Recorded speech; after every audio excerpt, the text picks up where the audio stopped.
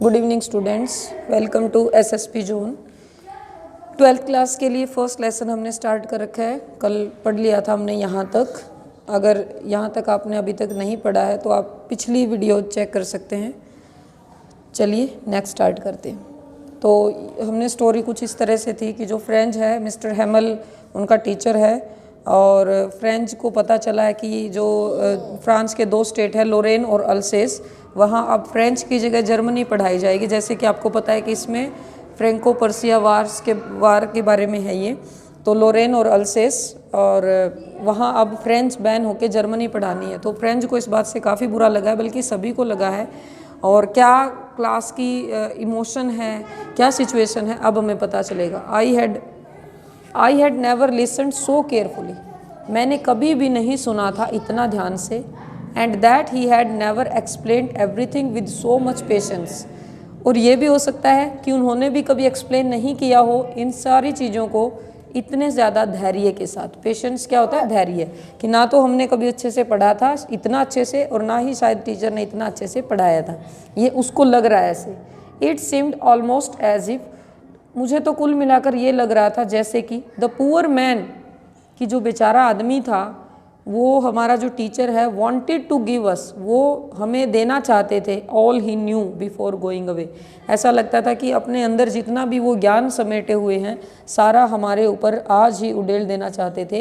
And to put it all into our heads at one stroke, और बस सोच रहे थे कि एक ही बार में सब कुछ हमारे हेड्स यानी दिमाग में चला जाए। तो लास्ट लेसन था, तो टीचर पूरा सोच रहे थे कि आज मैं पता नहीं इनको क्या क्या सिखा दूँ। आफ्टर द ग्रामर के बाद we had a lesson in writing, हमने लिखाई का भी एक लेसन किया। दैट डे, उस दिन, Mister Hamel had new copies for us, Mister Hamel हमारे लिए नई कॉपीज़ लेकर आए थे। Written in a beautiful round hand, और उसमें बहुत ही सुंदर सुंदर राइटिंग में लिखा हुआ था फ्रांस अल्सेस, फ्रांस अल्सेस। तो यहाँ आपको पता भी चल गया होगा, कल मैंने क्वेश्चन भी पूछा था आपसे वीडियो में कि फ्रेंच कौन से स्टेट से बिलोंग करता है। तो कौन से स्टेट से बिलोंग करता है? फ्रेंच अल्सेस से। तो ये सब लिखने के लिए दिया, और ये लिखे हुए वर्ड दे लुक्ड लाइक, और ऐसे लग रहे थे लिटिल फ्लैग्स, छोटे छोटे झंडे हो, floating everywhere in the school room. वो ऐसे लग रहे थे जैसे छोटे छोटे झंडे हो जो तैर रहे हैं क्लास में हर जगह। Hung from the rod at the top of our desk, जो टंगे हुए हैं किसी छड़ी से हमारे डेस्क के बिल्कुल ऊपर। You ought to have seen how everyone set to work and how quiet it was. You ought to have seen, आप देख सकते हैं, या आपको देखना चाहिए था, how everyone set to work, कि कैसे हर कोई काम कर रहा है, and how quiet it was, और सब कितना शांत था। द ओनली साउंड, केवल एक आवाज़, वो क्या आ रही थी? Was the scratching of the pen, सिर्फ पेन के चलने की, ओवर द पेपर, कागज़ के ऊपर। Once some beetles flew in, एक बार कुछ बिटल्स, तितलियाँ वगैरह कुछ उड़ के आई। But nobody paid any attention to them, लेकिन किसी ने ध्यान नहीं दिया। Not even the littlest one, छोटे से छोटे बच्चे ने भी ध्यान नहीं दिया। Who worked right on tracing there fish hooks, जो अपने फिश हुक्स जो बना रखी थी आकृतियाँ, उनमें काम में कर रहे थे। As if that was French, जैसे कि वो भी फ्रेंच ही थे। ऑन द रूफ, छत के ऊपर, the pigeon squid very long, जो कबूतर थे, पिजन स्क्वीड वेरी लो, जो कबूतर थे वो कू कू की आवाज़ निकाल रहे थे बहुत धीरे धीरे से। And I thought to myself, और मैंने अपने आप से सोचा। तो देखिए मैंने इन लाइन्स को आगे अंडरलाइन भी कर रखा है, क्योंकि यहाँ से ना थोड़ा सा एक गहरा थीम निकल के आता है लेसन का। Will they make them sing in German even the pigeons, कि क्या वो कबूतरों को भी ये बोलेंगे कि तुम भी जर्मनी में कुछ गाओ? क्योंकि जैसे कि आपको पता है बर्ड्स की यानी नेचर की कोई भाषा नहीं होती, वो सबके लिए सेम होती है।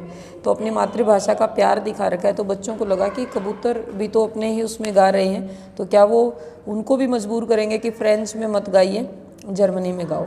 Whenever I looked up from my writing, जब भी मैं अपने लिखते टाइम ऊपर देख रहा था, I saw Mr. हेमल, तो मैं मिस्टर हेमल को देखा मैंने, सिटिंग मोशनलेस, एकदम चुपचाप बैठे, इन ए चेयर, उनकी कुर्सी में, gazing first at one thing, पहले किसी एक चीज़ को देख रहे हैं, देन एट अनदर, फिर किसी दूसरी चीज़ को।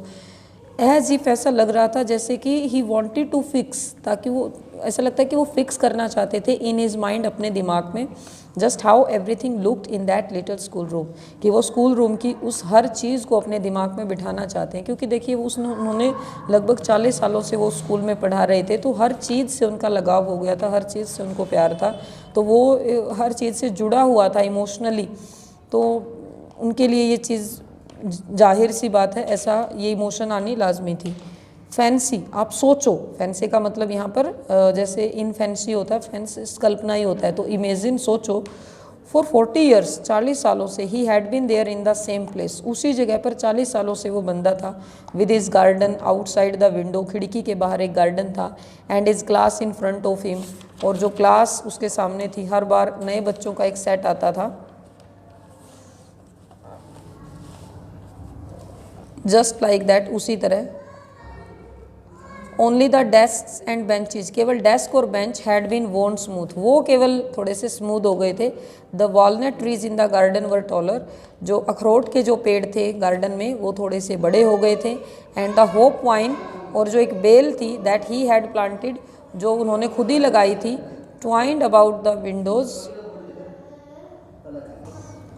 एंड द होप वाइन, और जो बेल थी that he had planted himself, जो उन्होंने खुद ही लगाई थी, twined about the windows to the roof, वो बढ़ के लिपटते हुए खिड़की से छत तक जा चुकी थी। How it must have broken his heart, और कैसे उनका दिल टूटा होगा, टू लिव इट ऑल, इन सब चीज़ों को छोड़कर जाते हुए। द पुअर मैन, बेचारा आदमी, टू हियर हिज सिस्टर, उन्होंने सुना कि जो उनकी बहन थी, moving about in the room, वो रूम में जा रही थी, अबो पैकिंग देयर ट्रंक्स, उनका सामान पैक हो रहा था, for they must leave the country next day, क्योंकि वो ये जगह छोड़कर अगले ही दिन जा रहे थे।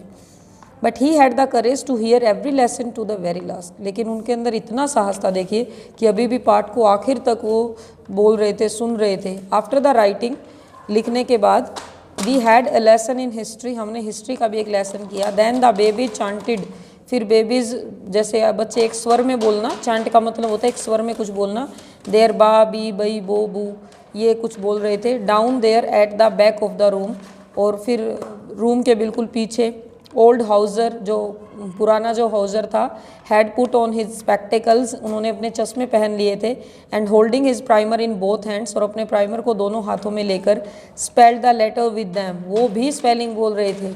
यू कुड सी दैट, और आप ये देख सकते थे कि ही टू वॉज क्राइंग, कि ओल्ड हाउजर भी रो रहे थे।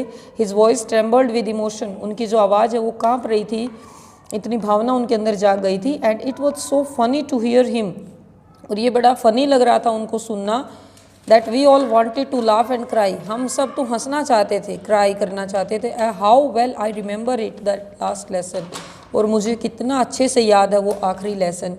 ऑल एट वंस, और फिर तभी, द चर्च क्लॉक स्ट्रक 12, जो चर्च की जो घड़ी है उसमें 12 बज जाते हैं। देन द एंजुलस, मतलब कि प्रेयर को बोलते हैं, कि जैसे जो चर्च में प्रेयर्स वगैरह होती हैं वो होने लग जाती हैं।